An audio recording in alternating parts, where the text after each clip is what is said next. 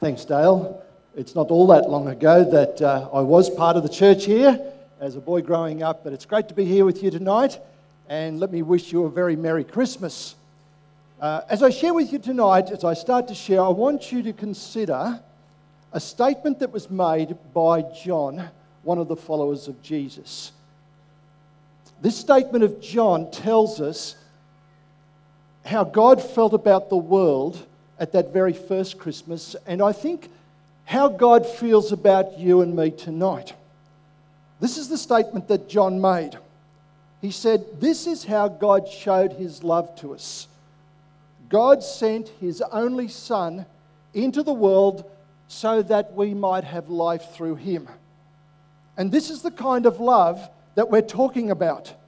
Not that once upon a time we loved God, but that he loved us and sent his Son to be a sacrifice to clear away our sins and the damage that they had done to our relationship with God.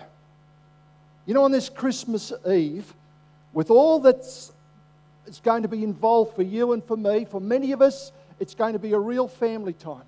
Lots of good food, presents, and, for some of us, 3 or 4 days off.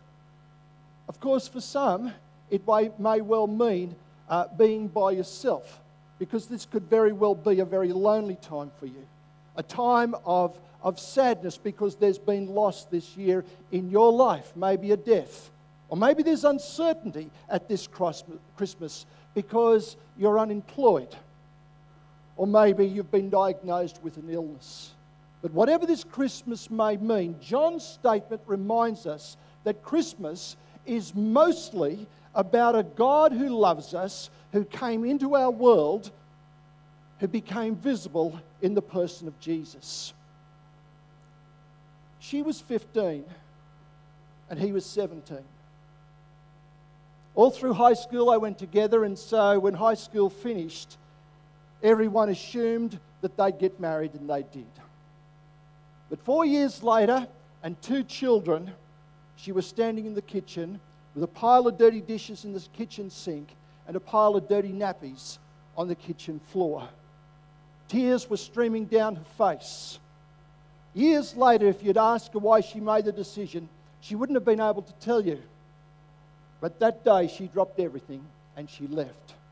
Later that night, she phoned home and her young husband answered the phone. Understandably, he was worried and angry. "Where are you?" His concern and his anger fighting for conflict in his voice. "How are the children?" she asked, ignoring his question. "Well, if you're asking if they're fed, they are, and they're in bed. But they're wondering, and so am I, what you've got in your mind, what you're doing." And that night she hung up. But over the next 3 months, she phoned about 3 or 4 times every week. And that young man, that young husband, started to realize there was something terribly wrong. And each time she phoned in those phone calls, he would plead with her to come home. He would tell her the children were well being looked after by their grandparents. And then he would tell her how much he loved her and how he missed her. And he'd ask where she was. But as soon as he started to talk about her whereabouts, she'd hang up. Finally, the young man was so troubled he could stand it no longer. So he took their savings, he hired a private detective to find out where she was. The detective found that she was across the state of Iowa in a little place called Des Moines, in a third-rate hotel. And so he went to his in-laws, he got some money, purchased a plane ticket and flew through to that little town. After a taxi trip from the airport to that hotel, he climbed the stairs to her bedroom, her room on the 3rd floor. There was doubt in his eyes. There were beads of sweat in his forehead. His hands trembled as he knocked on the door. As the door opened, he got his prepared speech and he just simply said, "We love you so much. Won't you come home?" And she broke down in tears and she fell into his arms and they went home. One night, weeks later, the children were in bed. They were sitting in front of an open fire together, and he finally got up the courage to ask her a question that had been haunting him for months. He said, "Why wouldn't you come home? Why haven't I told you I loved you again and again? Why didn't you come home?" Because, she said with profound simplicity, before they were just words, but then you came. But then you came. John in that statement tells us that then he came. For centuries, God had spoken of his love to the world through prophets' voices, through their words, through God's patient care. He had intersected with this world of ours. A world not unlike our own. A world by and large which really didn't understand God's love. A world which could not consistently show love towards one another. A world like ours, a society like ours. Homes like some of ours. Marriages like some of ours. Where love is not really understood, it's confused. Because it's been devalued by overuse. The very word's been overused and been misused.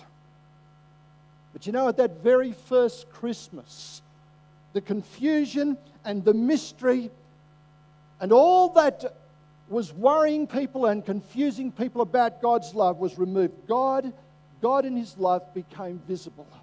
He became tangible. He was palpable. When the Virgin gave birth to her firstborn son, the child's name was Jesus. And as he grew to be a man, we start to really understand the true nature of God's love, the true nature of love. We see that love doesn't have mixed motives. Love doesn't have divided loyalties. Love is pure, it's passionate. God's love to us is intense because he wants relationship with us. God in his love seeks the very best. God in his love gives and pursues us. And tonight, on this eve of Christmas, I want to ask you to look at that child. God's gift of love, God's gift of mercy. Look at that man of flesh whose whole purpose in coming was that he might sacrifice himself to free us from the debt that we'd incurred with God, a debt that we could not pay back. Look at that man of flesh and see a living, loving God.